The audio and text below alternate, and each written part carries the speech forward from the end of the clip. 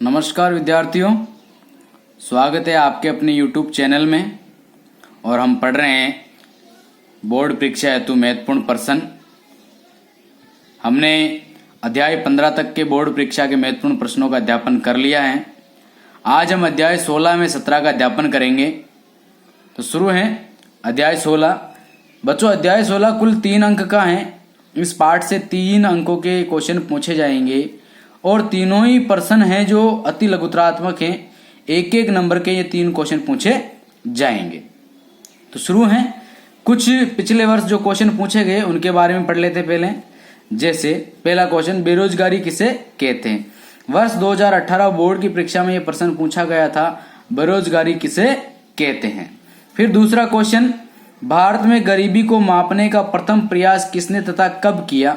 ये भी 2018 बोर्ड की परीक्षा में पूछा गया प्रश्न है कि भारत में गरीबी को मापने का प्रथम प्रयास किसने तथा कब किया। ठीक है। फिर क्वेश्चन नंबर 3, सामान्य कीमत स्तर की व्याख्या कीजिए। सामान्य कीमत स्तर की व्याख्या कीजिए। ये भी 2018 बोर्ड की परीक्षा में पूछा गया प्रश्न है। फिर चौथा प्रश्न है बच्चों, मांग प्रेरित मुद्रास्फीति किसे कहते हैं। मांग प्रेरित मुद्रास्फीति किसे कहते हैं। वर्ष 2019 बोर्ड की परीक्षा में यह प्रश्न पूछा गया पिछले साल। फिर 5वां प्रश्न है, गरीबी के दुष्चक्र का निहितार्थ क्या है। ये 2019 बोर्ड की परीक्षा में पूछा गया प्रश्न है, गरीबी के दुष्चक्र का निहितार्थ क्या है। ठीक है। फिर क्वेश्चन नंबर 6, मौसमी बेरोजगारी क्या है। 2019 बोर्ड की परीक्षा में यह प्रश्न पूछा गया। तो ये 6 प्रश्न पिछले 2 वर्ष पूछे गए हैं, इनको अच्छे से आप पढ़ें।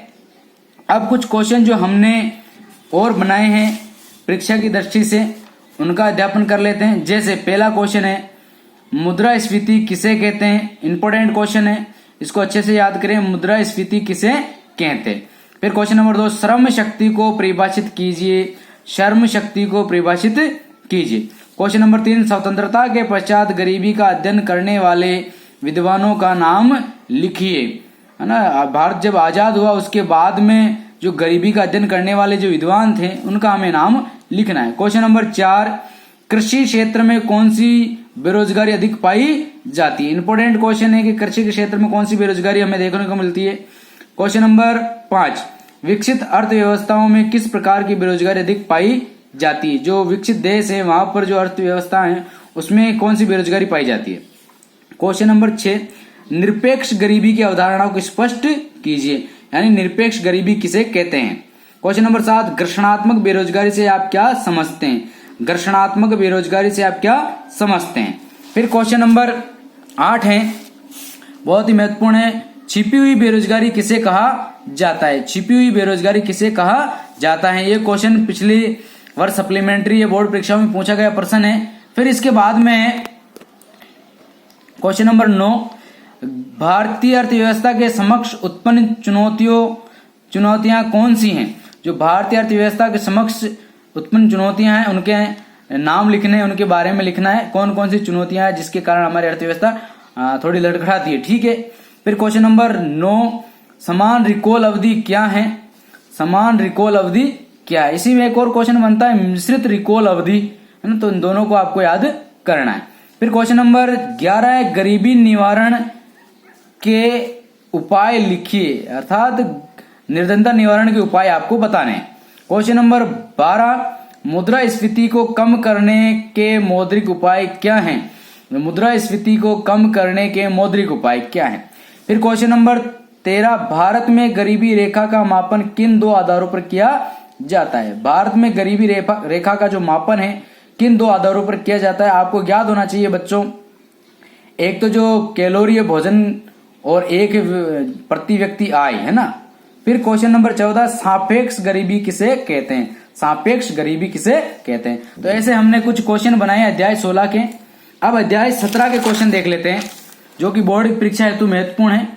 अध्याय 17 कुल 4 अंक का है। कितने अंक का है। 4 अंक का है। और इसमें से एक ही प्रश्न आएगा लघुतरात्मक, वो जो कि 4 नंबर का पूछा जाएगा। ठीक है, यानी इस पार्ट में से 4 अंक के प्रश्न पूछे जाएगा और एक ही प्रश्न 4 नंबर का। ठीक है, तो शुरू है। क्वेश्चन नंबर 1, मुद्रा किसे कहते हैं। मुद्रा के विभिन्न कार्यों को विस्तृत विवेचना कीजिए। ये 2018 बोर्ड की परीक्षा में पूछा गया प्रश्न है। 2018 बोर्ड की परीक्षा में पूछा गया प्रश्न है ना, मोस्ट है। फिर क्वेश्चन नंबर 2, संस्थागत और गैर संस्थागत वित्तीय स्रोतों में अंतर कीजिए। बहुत ही महत्वपूर्ण, वेरी वेरी इंपॉर्टेंट क्वेश्चन। काफी बार बोर्ड की परीक्षाओं में ये क्वेश्चन पूछा गया, लगभग 5-6 बार ये क्वेश्चन पूछा गया है। इस क्वेश्चन को घुमा फिरा के या इसको अलग रूप में पूछा जाता है, इसको अलग तरीके से भी पूछ लिया जाता है। संस्थागत को ही औपचारिक कहा गया है और गैर संस्थागत को ही अनौपचारिक कहा गया है। तो ये प्रश्न अनौपचारिक और औपचारिक के रूप में भी पूछा जा सकता है। इस क्वेश्चन को आपको जहां पर भी जिसी भी रूप में मिले इसको अच्छे से याद करना। वेरी इंपॉर्टेंट क्वेश्चन है, 2019 बोर्ड की परीक्षा और विगत खूब सारी परीक्षाओं में पूछा गया है। फिर अब हमने कुछ क्वेश्चन बनाए हैं, जैसे वस्तु विनिमय प्रणाली किसे कहते हैं, वस्तु विनिमय प्रणाली में क्या कठिनाई थी। वेरी वेरी इंपॉर्टेंट क्वेश्चन है ये, 3-4 बार बोर्ड की परीक्षा में ये क्वेश्चन पूछा गया है, पुनः पूछा जा सकता है। इसको अच्छे से याद करें। वस्तु विनिमय प्रणाली किसे कहते हैं, वस्तु विनिमय प्रणाली में क्या कठिनाई थी। फिर ये देशी बैंकर किसे कहते हैं, इनकी प्रमुख विशेषताएं आपको बतानी। देशी बैंकर किसे कहते हैं, इनकी प्रमुख विशेषताएं। क्वेश्चन नंबर 3, स्वयं सहायता समूह क्या होते हैं, ये किस प्रकार ऋण प्रदान करने के परंपरागत तरीकों से भिन्न हैं। स्वयं सहायता समूह क्या होते हैं, ये किस प्रकार ऋण प्रदान करने के परंपरागत तरीकों से भिन्न है। वेरी इंपॉर्टेंट क्वेश्चन, इसको अच्छे से याद करें। फिर क्वेश्चन नंबर 4, भारत में ग्रामीण क्षेत्रों में ऋण के औपचारिक यानी संस्थागत स्रोतों को बढ़ाने के लिए सुझाव दीजिए। आपको ज्ञात होना चाहिए बच्चों के ग्रामीण क्षेत्रों में लोग अनौपचारिक क्षेत्र अर्थात गैर संस्थागत क्षेत्र से ज्यादा ऋण लेते हैं। अगर इन क्षेत्रों में औपचारिक ऋण को बढ़ाना है तो हमें क्या सुझाव देना चाहिए, उसके बारे में लिखना है। फिर क्वेश्चन नंबर 5, वित्तीय संस्थाएं क्या है, उदाहरण सहित समझाइए। वित्तीय संस्थाओं के बारे में बताना है। फिर क्वेश्चन नंबर 6, वाणिज्यिक बैंकों के कार्यों का विस्तार से वर्णन कीजिए। वाणिज्यिक बैंकों के कार्यों का विस्तार से वर्णन कीजिए। क्वेश्चन नंबर 7, चिट फंड पर संक्षिप्त टिप्पणी लिखिए। चिट फंड पर संक्षिप्त टिप्पणी लिखिए। क्वेश्चन नंबर 8, मुद्रा की उत्पत्ति तथा विकास के विभिन्न चरणों की संक्षिप्त में लिखिए। जो मुद्रा की उत्पत्ति है वो कैसे हुई, किस शब्द से हुई, और उसके जो विकास की जो चरण है ना, उनके बारे में आपको लिखना है। तो बच्चों, हमने अध्याय 17 तक के इंपॉर्टेंट क्वेश्चन पढ़ लिए हैं। इनको अच्छे से याद करें अपनी पाठ्य पुस्तक से और कक्षा 10 के विद्यार्थियों तक ज्यादा से ज्यादा शेयर करें। और मुझे आशा ही नहीं, पूरा विश्वास है कि आप लोग मेरे इस वीडियो को देख रहे होंगे और इसको अच्छे से पढ़ रहे होंगे। मुझे आशा है आप सभी अच्छे अंकों से उत्तीर्ण होंगे। शुभकामनाएं। मेरे इस चैनल को सब्सक्राइब करें, लाइक करें, कक्षा 10 के विद्यार्थियों तक शेयर करें। धन्यवाद।